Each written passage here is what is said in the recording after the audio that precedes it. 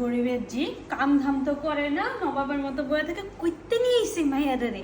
পাশের বাড়ির বাড়িওয়ালার 5 তলা বাড়ি ছিল, মাইয়াটা কি সুন্দর দেখতে, লক্ষ্মী একটা মাইয়ার থেকে এই মাইয়াটা বিয়ে করছে। এই কাম ধাম কি করবা না? নিজের বাপের বাসা কাম করো নাই? তুমি কি নবাবের জি?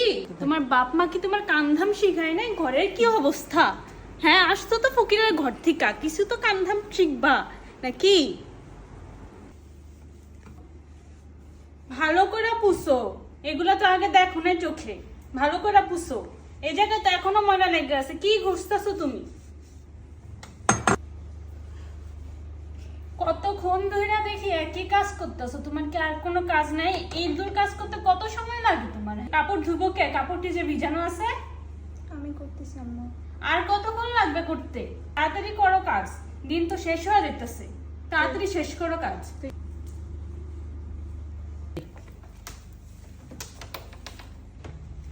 এই মেইয়া, এই তুমি কি তোমার বাপের বাড়িতে ওয়াশিং মেশিনটা নিয়ে আইছিলা? বাপের বাড়িতে কি ওয়াশিং মেশিন দিয়ে কাজ করতা? হ্যাঁ, যাও কাপড় বাথরুমে ভিজায় রাখছো, ওটি যা ধো, ওয়াশিং মেশিন ধরার লাগবো না, যাও। ওয়াশিং মেশিন না ধরতে এসে তোমার বাপের বাড়ি থেকে আনছো এটা রে? মেয়েরা কিছু শিখাইতেলাম না। এখন শুনো, তোমার কাজের রুটিন আমি বললা দিই, বললা কইতে হয়। অন্য বাড়ির বউরা তো সব বলার আগে কইরা দেয়, তোমার তো কোনো কিছু শিক্ষা নাই। তুমি সকাল 6টার দিকে উঠবা, ওইটা 15টা রুটি বানাইবা, আলু ভাজি করবা, ডিম ভাজবা। আমি তো এগুলো প্রতিদিনই করি।